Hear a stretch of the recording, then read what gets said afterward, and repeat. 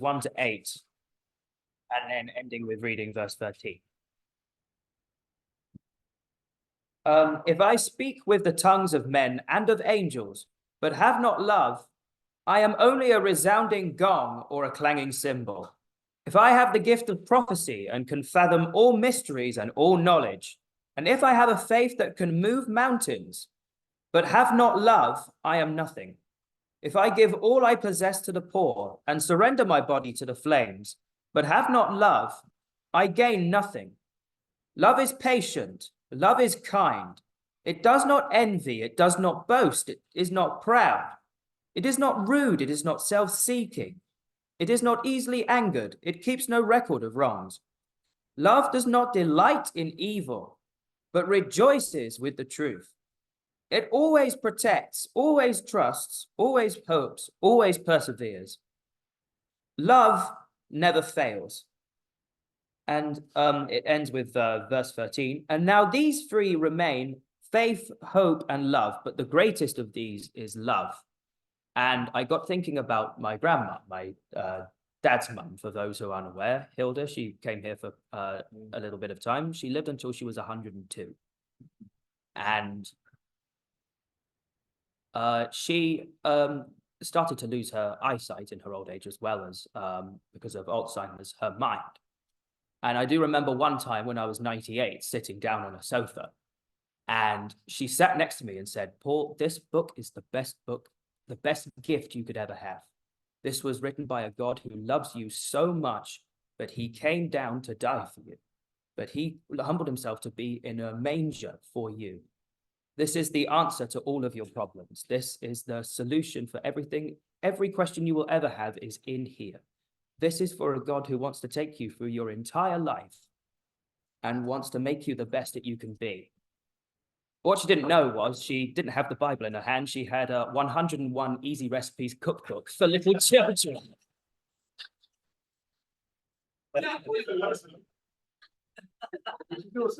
Yes. If anyone's seen my cooking, you can understand why. But it struck me that although she would often call me Hugh, she would also call me Ted, her husband's name, which was a bit more worrying at the time. She could never, ever forget the love of God. That even the last time I saw her, aged 102, when she heard Christian songs, when she even heard the Bible being read, you could see a joy, and her face lit up. And it was amazing that it could stay with her all that time. That I remember hearing her when she was interviewed by my dad, and she said that one of the first times she experienced love like the love of God was when she was 6 from a Sunday school teacher. And she was only there for a little time before her father said she couldn't go anymore. But the love of God stayed with her for 95 years after that. That was something that couldn't leave her, even when the memory of absolutely everything else could.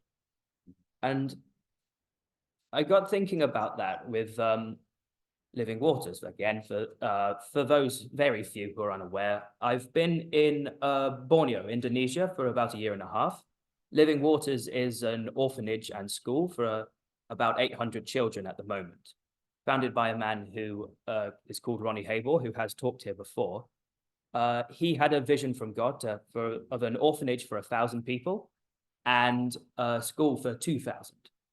And what I found there that's absolutely incredible from Ronnie, although he's a very, very busy man traveling around the world to get support for the orphanage, every time he encounters a kid, every time he encounters an adult, there is something so full of love for absolutely everyone who is there.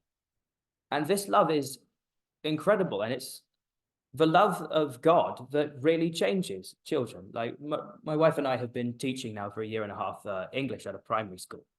And of course, it's great to teach English. It's great fun. It's nice to see that a little kid will come up to me and go, Mister, I know English. 1, 2, 3, 4, 5, 6, 7, 8, 9, 10. I mean, I'll ask, that's great, Herdy. Do you know what it means? No. So I'll get to teach them what it means, and it's wonderful. But I think the thing that really sticks with me is how much love can change their lives when they are there. It's something that many of them have not experienced before. One kid who was age 12, he was sent to Living Waters because his father remarried and his stepmother said, I do not want to raise someone else's kid. Send him away. And it was mind-boggling that someone would actually do that. But he was incredibly shy and incredibly quiet for such a long time. But now he's so full of joy with everyone. And he can't stop talking. He can't stop smiling whenever he sees people who he saw cared for him. And I thought how amazing it is that the love of God can change his life as well, just in the same way it changed my grandma's life as well. And of course, when I talk about the love of God to some people who don't believe in God, there was one friend of mine who asked, really, God loves you and this thing's happened to you, which was about Rihanna, our daughter, who was diagnosed with trisomy 11. So that's a bit like Down syndrome in that you have 23 pairs of chromosomes in your body, and there are 3 copies where there should be 2. Whereas for Down syndrome, it is life limiting, but usually babies with trisomy disorders only live for a day at most. And that's about it. And, you know, a lot of people, when they hear something like that, there are even some people who say they are Christians, who say they know the Lord. We go, well, there must be some sin in your life, and that's why it's happening.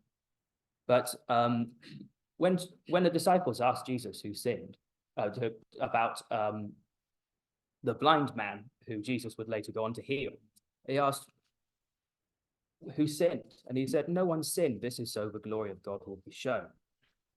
And it's so we can, and in this situation, we saw the glory of God so many times that at the right time, whereas we worried that we wouldn't get medical care on the island of Borneo, that we would have to fly, as Rosie was heavily pregnant, as Rosie had a condition called preeclampsia, which meant that she had to give birth as soon as possible, we saw God work and provide us a place in hospital for days that we were not, given we were not, we were in a part of Borneo that is Malaysia, and given we were not Malaysian citizens,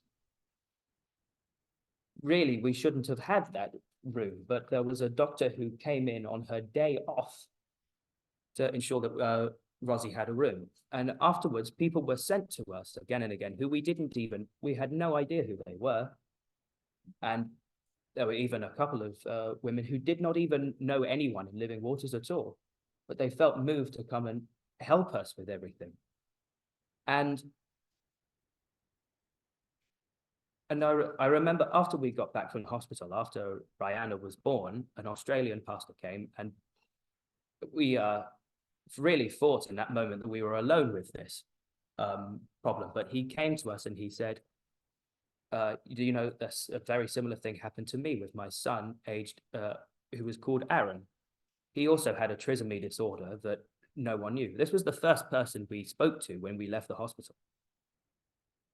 And he told us about how God had used his boy, Aaron, to bring people to God. Him and his wife, who was also called Rosie, which was really eye-widening for us.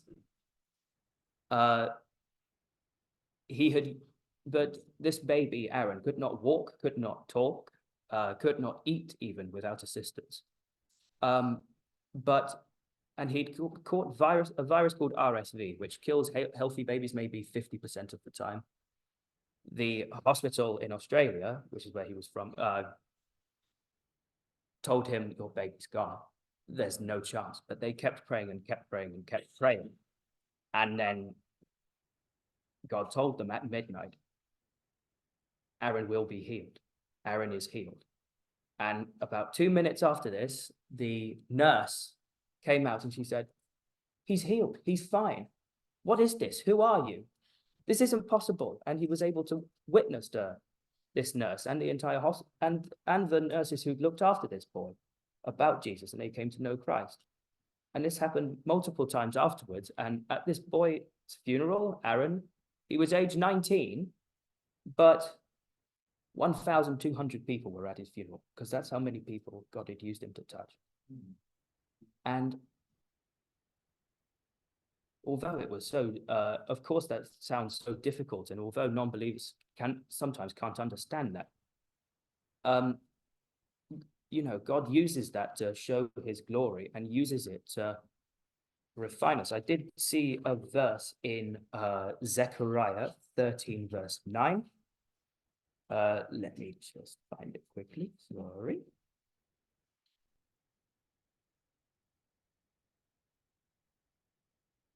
Talking about the third of Israel who were with him.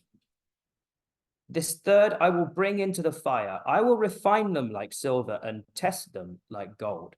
They will call on my name and I will answer them. I will say they are my people, and they will say the Lord is our God. And it is because of this love for us that he wants to refine us and make us like gold.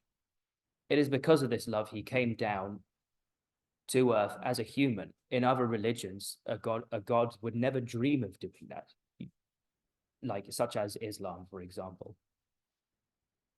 But our God came to us and was born and had to lay in a place for animals to feed. He was humble to that point, humble to the point of death on a cross. And as John 15:13 says, no greater love is there, where a man will lay down his life for his friends. And that's what Jesus came to do for all of us. And that incredible love is what changes people's lives and what refines them like silver and like gold. And it's a truly wonderful, wonderful thing to see, as long as that we have eyes to see it and as long as we have ears to hear it. And again and again, God has proven faithful to me, and I hope and pray everyone here will remember that God is faithful again and again and again, and that we are never alone. The Australian pastor actually did tell me a verse that had spoken to him in 1 Corinthians. It was 1 Corinthians 10, verse 13.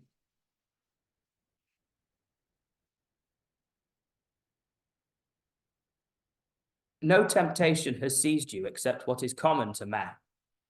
And God is faithful. He will not let you be tempted beyond what you can bear. But when you are tempted, he will provide a way out so you can stand up under it. And what he mentioned was that the Greek translation of temptation can also be translated as test or trial, as it can do in Indonesian as well, actually. So in everything, remember that we are not alone, that we have people here. And as I said last week, God puts people in the right place at the right time. That Australian pastor, the chemist at the top of her profession, who he told to become a piano teacher, but who was sent to Living Waters just at the time that they needed a piano teacher as well. All the time, that is the most important thing that people who are in a relationship with God need to remember, that we are never alone, and in everything he is seeking to refine us and make us better, so we might